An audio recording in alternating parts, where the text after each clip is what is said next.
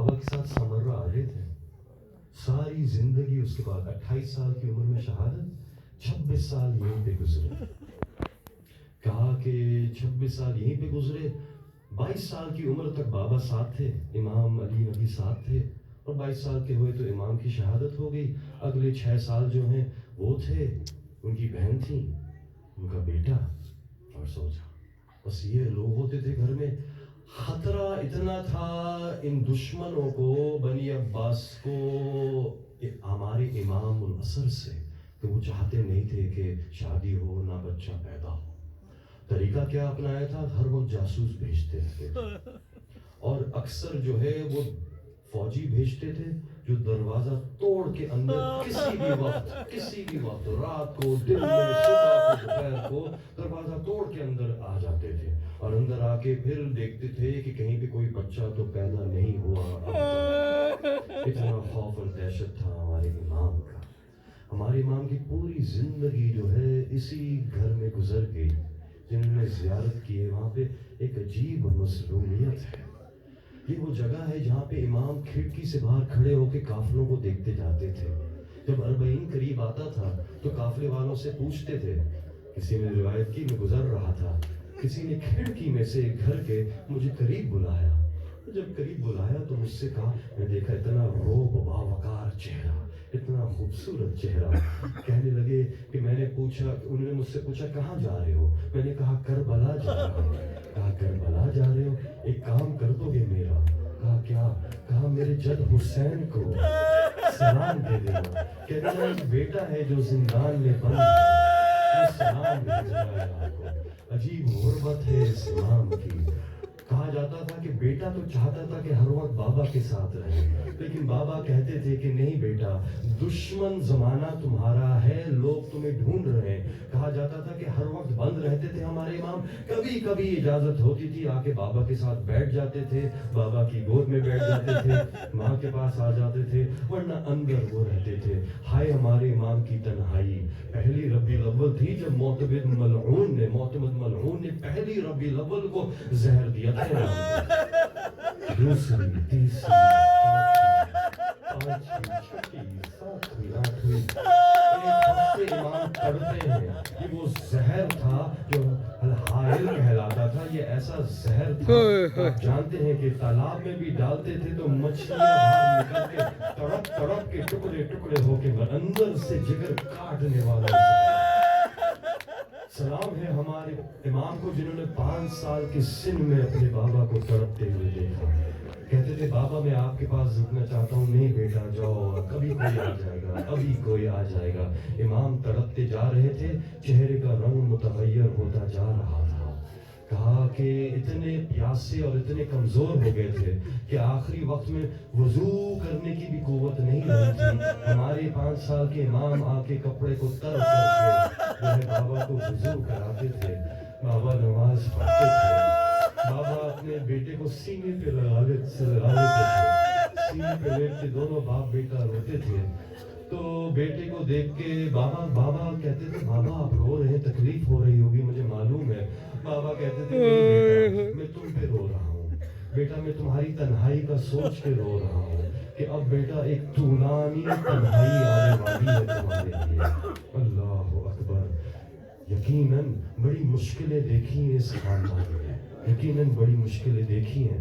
यानी कि ये कितना मुश्किल वक्त होगा कि इमाम जो है अपने शहजादा अली असगर को खैमे के पीछे जुल्फ़िकार से नन्ही सी कब्र बनाते हुए अपने नन्हे से पिसर को कब्र के हवाले कर रहे हैं। और यकीनन बड़ा मुश्किल वक्त है कि सैयद सज्जाद अपनी नन्ही सकीना को ज़िंदान शाम में दफन कर रहे हैं। लेकिन तारीख ने ये मंजर नहीं देखा कि कोई 5 साल का बच्चा हो और वो अपने बाबा को गुस्ल कफन दे रहा हो तन्हाई के गुर्बत के आलम में। आप जानते हैं कि जहर दिया था तो क्या मकसद था? मकसद ये था कि इमाम का पता चल जाए कि इनका बेटा हुआ है या नहीं, क्योंकि उनको मालूम था कि दफन के जनाजे के वक्त सिर्फ मासूम ही मासूम का जनाजा पढ़ाता है, और उनको मालूम था कि अगर बाबा को तड़पते हुए बेटा देखेगा तो अगर छुपा हुआ भी होगा तो बाबा की खातिर निकल आएगा।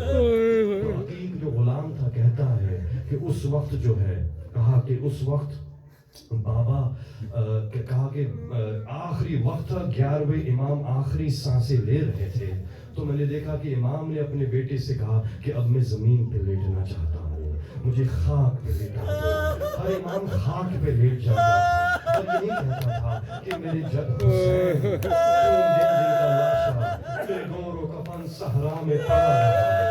کہا کہ کیسے ہو سکتا ہے میں اس بستر پہ میرے آخری لمحے گزرے، کہا مجھے کربلا رخ کر دو، کہا کہ پانی منگوایا گیا، بڑی پیاس لگ رہی تھی، لیکن جیسے ہی پانی کو دیکھا کہا ہائے میرے حسین، ہائے میرے حسین۔ بیٹے کو دیکھ کے کہا بیٹا تم تو میرا غسل و کفن بھی کر لو گے، میری نماز جنازہ پڑھاؤ گے، میں دفن بھی ہو جاؤں گا، ارے میرا جنازہ تو شان سے اٹھے گا، لیکن بیٹا ہائے میرے جد حسین کہ آخری وقت میں 70 قدم سے بہن دیکھ رہی تھی اور کہہ رہی تھی تم میں کوئی مسلمان نہیں ہے کیا، کوئی ایسا نہیں ہے جو میرے حسین کو کم از کم ایک قطرہ پانی پلا دے۔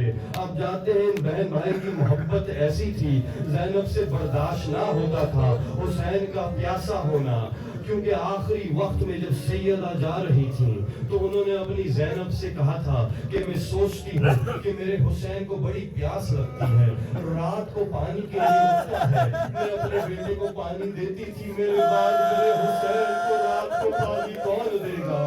حسین بیان کرتے ہیں کہ میری ماں کے بعد جب بھی میں رات کو آنکھ کھولتا تھا پیاس کے لیے، میری بہن پہلے سے کھڑی ہوتی تھی پانی لے کے کہ بھیا میں انتظار کر رہی تھی کب آپ کو پیاس لگتی ہے آپ پانی پی لیجئے۔ زینب سے برداشت نہ ہوتا تھا، اے عمر بن سعد ایک قطرہ پانی تو پلا دو۔ کہا کہ ہائے میرے بیٹے تم تو مجھے دفن کر دو گے، لیکن ہائے غریب سجاد ہاتھ پسے گردن بے کجاوا اونٹ کے بابا کی لاشے کے سامنے سے لے جایا گیا۔ وہاں کی حقیق کہتا ہے کہ جب آخری وقت ہوا تو اس کے بعد بیٹے نے ہی غسل و کفن کیا، اور اس کے بعد جب باہر آئے ایک عجیب شعر تھا جس سے سلام پڑھا تھا ابھی بھائی نے، اور اس کا مفہوم یہی تھا کہ جنازے پہ رونے نہ دیا۔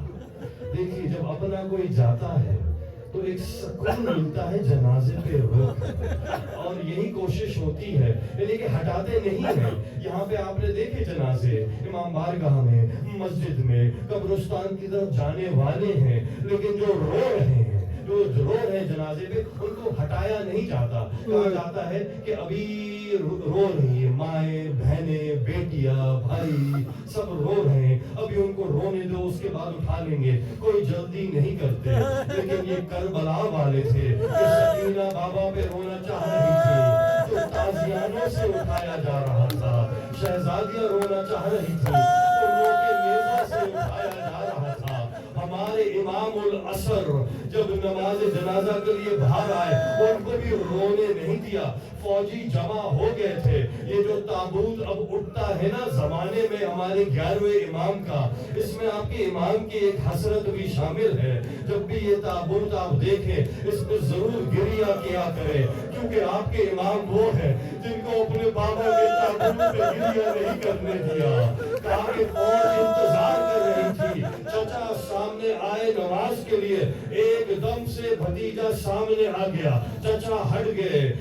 امام نے نماز پڑھائی بابا کی، جیسے ہی فوجیوں کو معلوم ہوا کہ ارے یہ تو عسکری کا بیٹا ہے، فوراً دوڑے امام کی طرف۔ امام نے آخری تکبیر پڑھی، بابا پہ رو نہ سکے اور سرداب میں چلے گئے۔ آج تک امام غیبت میں ہے۔